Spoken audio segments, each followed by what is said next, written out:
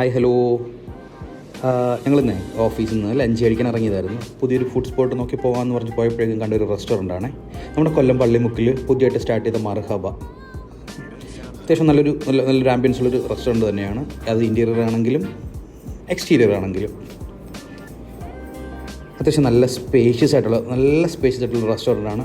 താഴെമാർക്ക് ഒരു dining space ഉണ്ട്, അവർക്ക് മുകളിൽ ഒരു ഡൈനിങ് സ്പേസ് ഉണ്ട്.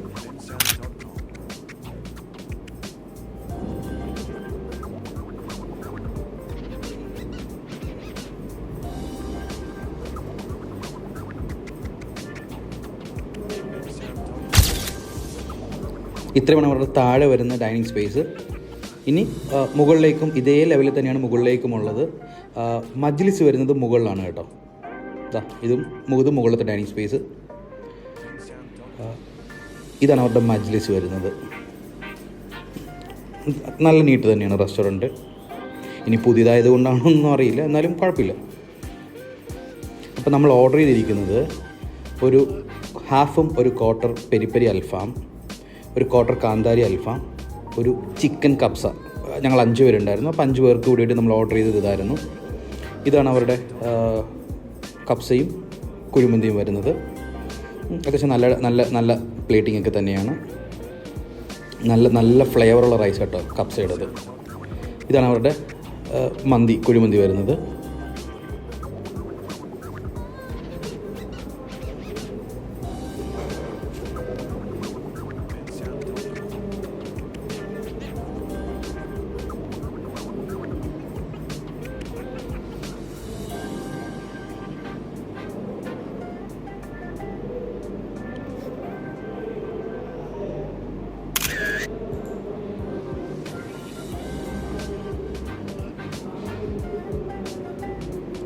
അപ്പോൾ നമുക്ക് ആദ്യം കപ്സയിൽ നിന്ന് തുടങ്ങാം. അപ്പോൾ നമുക്ക് കുറച്ച് കപ്സ എടുത്ത് കഴിച്ച് നോക്കാം. ഞാൻ ആദ്യം റൈസ് മാത്രമേ എടുത്തിട്ടുള്ളൂ.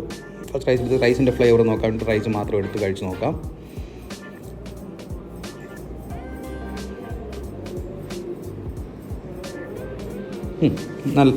നല്ല ഫ്ലേവറുള്ള കപ്സ തന്നെയാണ്.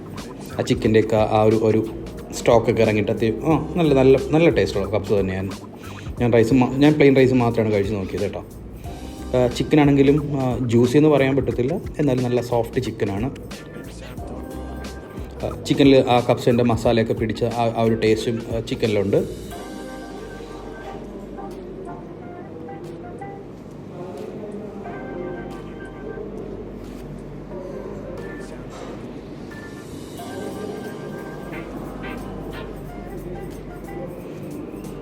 ഇനി ഞാൻ ഓർഡർ ചെയ്ത പെപ്പർ അൽഫാം. ഇതാണ് പെപ്പർ അൽഫാമിൻ്റെ റൈസ് വരുന്നത്. ഞാൻ ആദ്യം ഒരു കാര്യം പറയാം. കുഴിമന്തി പ്രതീക്ഷിച്ചാരും ഇങ്ങോട്ടേക്ക് പോകണ്ട. ഇത് ഹൈദരാബാദി റൈസിലുണ്ടാക്കുന്ന ഒരു കുഴിമന്തിയാണിത്. ശരിക്കും കുഴിയിലുണ്ടാക്കുന്നതല്ല, വെറും റൈസ് മാത്രം വേവിച്ചിട്ടുണ്ടാക്കുന്നതാണ്.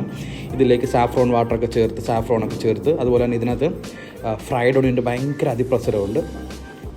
ഒരു വൺ ടൈമായിട്ടൊക്കെ എക്സ്പീരിയൻസ് ചെയ്യാൻ താല്പര്യമുള്ളവർക്ക് കഴിക്കാവുന്ന ഒരു റൈസാണ്. പ്രത്യേകിച്ച് ഒരു ഫ്ലേവറും ഇല്ലാത്തൊരു റൈസാണ്. പിന്നെ ഡിപ്പും അല്ലെങ്കിൽ മയൊക്കെ കൂട്ടി കഴിക്കുമ്പോഴേക്കും അത്യാവശ്യം ഫ്ലേവർ ഉണ്ട്, എന്നല്ലാതെ വേറെ ഒരു വികാരവും ഇല്ലാത്തൊരു റൈസാണ്.